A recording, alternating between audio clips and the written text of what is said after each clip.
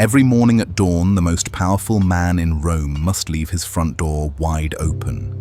In the year 120 AD, privacy is a sign of political failure. You are standing on a narrow street in the heart of the capital. The sun is just beginning to touch the tops of the 7 hills. Around you, the noise of the city is waking up. Carts rattle over stone and vendors shout their prices. Ahead of you, a set of massive oak doors swings outward. This house is a machine used for collecting lives. By the end of this morning, dozens of people will owe their survival to the man inside. The elite Roman villa is the most public place in the empire. Behind these walls, the line between master and slave is thinner than you imagine.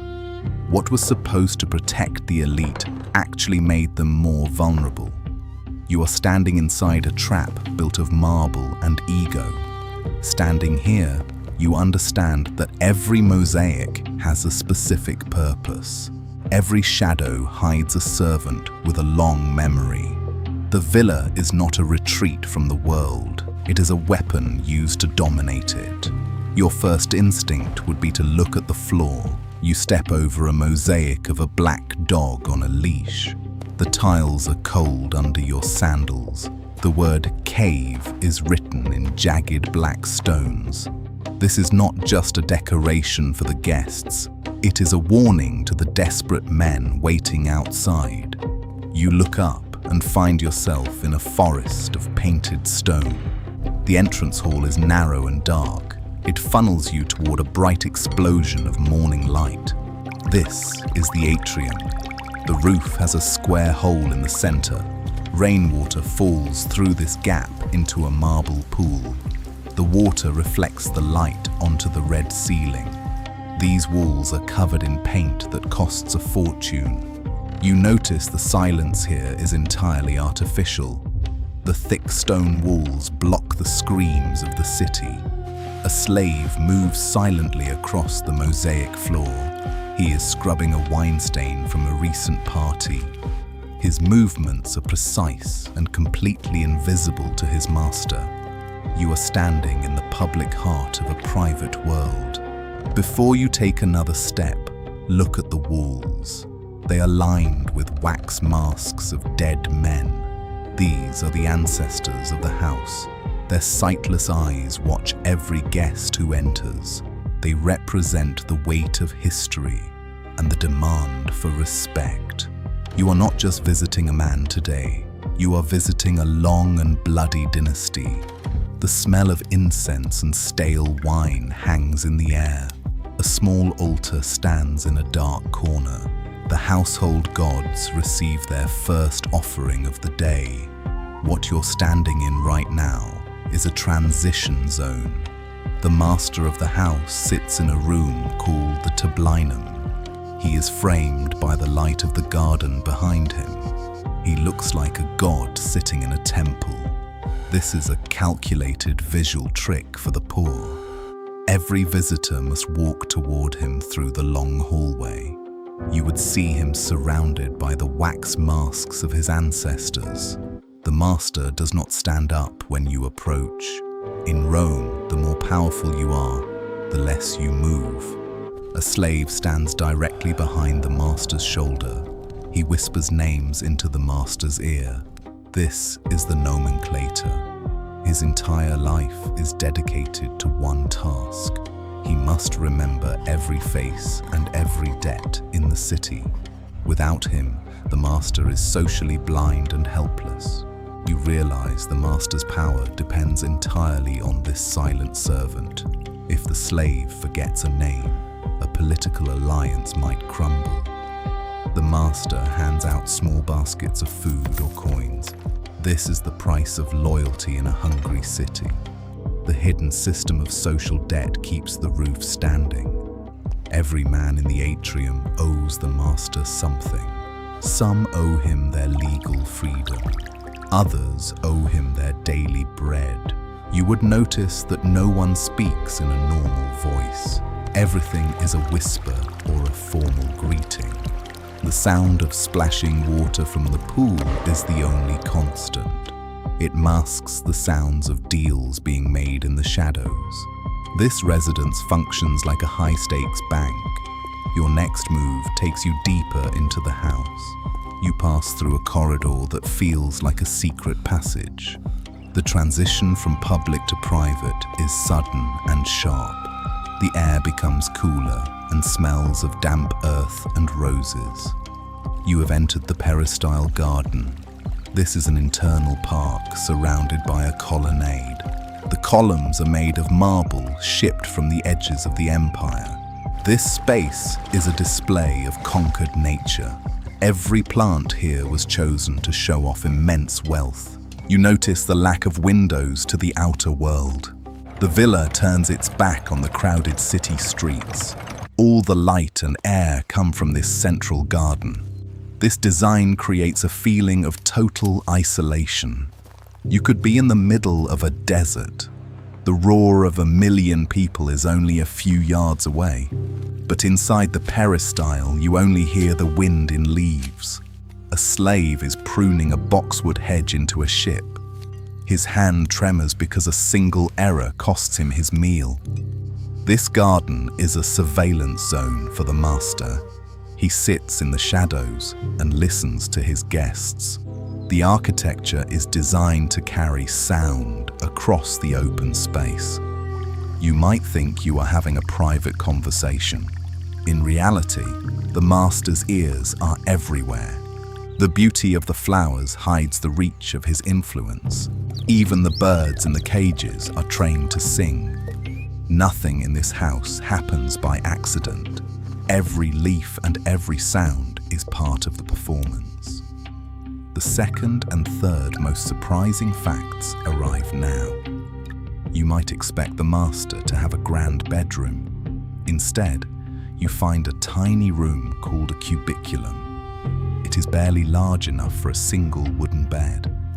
The walls are painted with scenes of gardens and birds.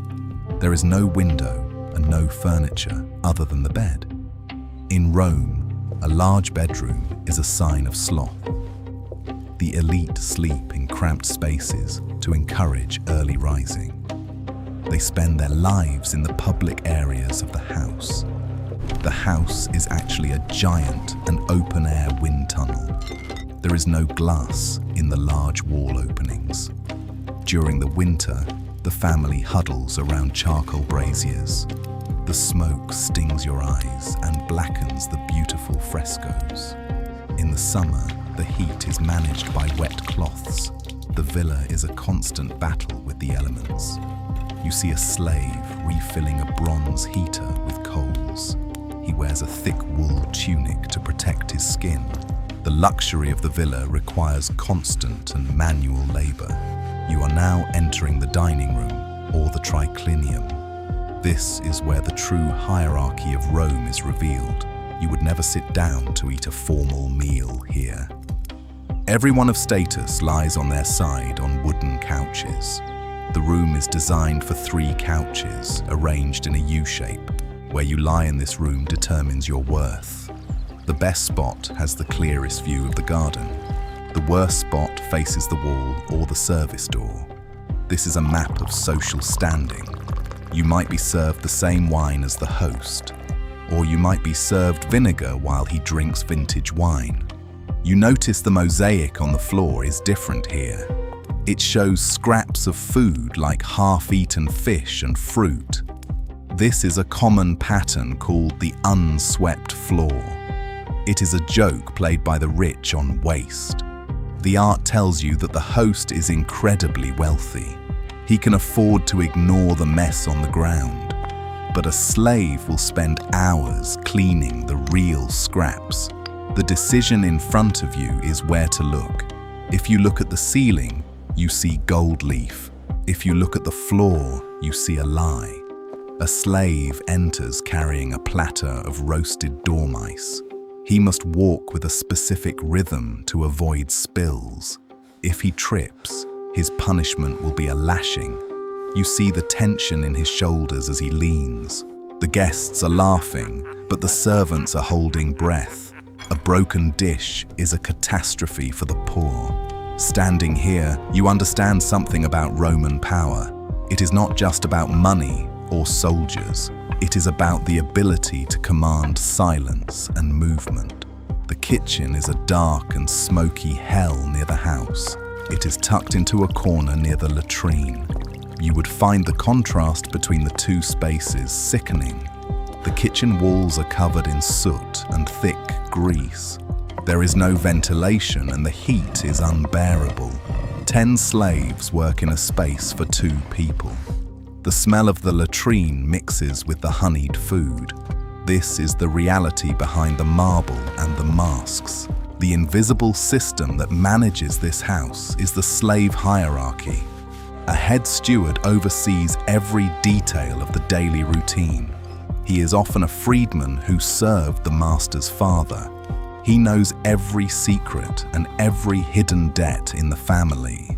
He moves between the worlds of the elite and enslaved. You notice he carries a set of keys on his belt. These keys are the only things that separate order from chaos.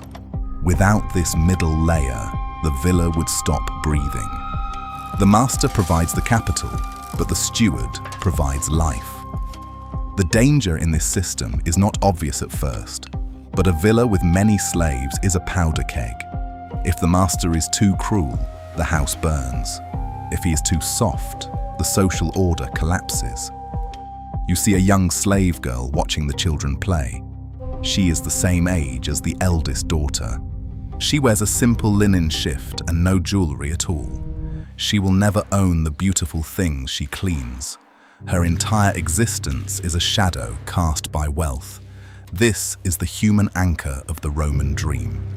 As the afternoon light fades, the atmosphere finally shifts. The public clients have long since departed with their baskets.